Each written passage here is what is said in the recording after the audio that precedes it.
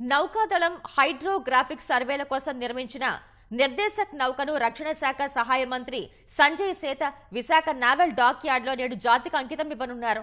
కోల్కతాలోని జీఆర్ఎస్సీలో దేశీయంగా 80% పరికరాలతో ఐఎన్ఎస్ నిర్దేశక్ నౌకను నిర్మించారు.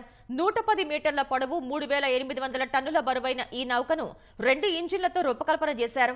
అత్యాధునిక హైడ్రోగ్రాఫిక్, ఓషనోగ్రాఫిక్ సర్వే పరికరాలతో నిర్దేశక్ ను తీర్చిదిద్దారు.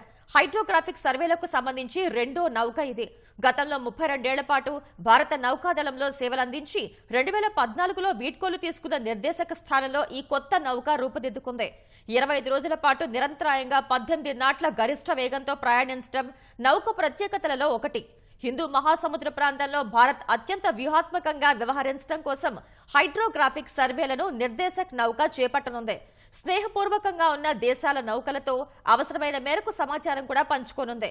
భారత నౌకాదళంలో ఐఎస్ఎక్ సంధాయక్ తర్వాత ఈ నిర్దేశక్ నౌక హైడ్రోగ్రాఫిక్ సర్వే సమాచారం కోసం వినియోగంలోకి రానుంది.